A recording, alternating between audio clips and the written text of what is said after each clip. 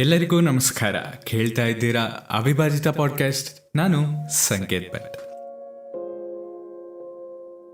ನಿಮ್ಮೆಲ್ಲರಿಗೂ ಒಂದು ಪ್ರಶ್ನೆ.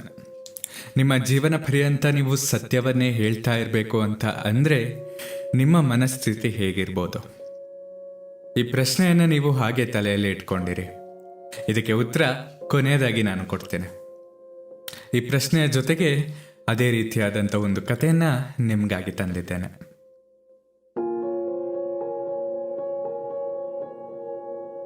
ಒಂದು ಸುಂದರವಾದ ಆಶ್ರಮ. ಆ ಆಶ್ರಮದಲ್ಲಿ ಒಬ್ಬರು ಬಾಬಾಜಿಯ ಹೆಸರು ಸತ್ಯನಾಥ. ಹೆಸರಿಗೆ ತಕ್ಕಂತೆ ಅವರು ಸತ್ಯವನ್ನ ಮಾತ್ರ ಹೇಳ್ತಾ ಇದ್ರು.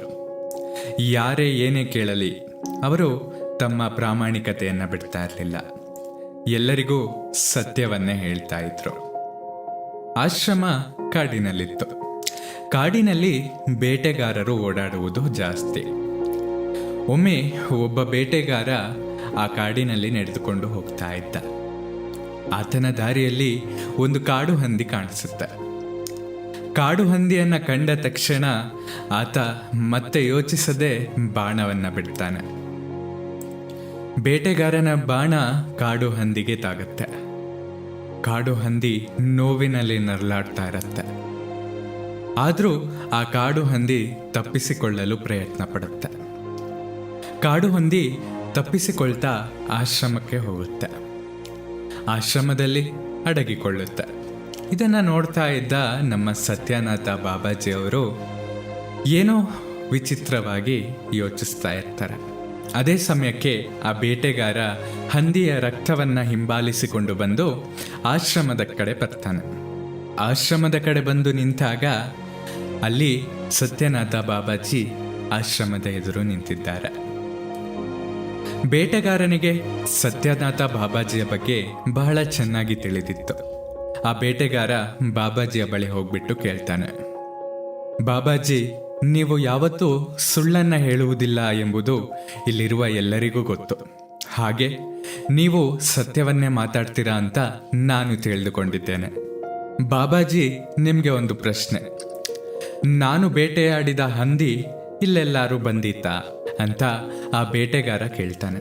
ಈಗ ಬಾಬಾಜಿಯ ಮನಸ್ಥಿತಿಯನ್ನು ನೀವು ಅರ್ಥ ಮಾಡ್ಕೋಬೇಕು.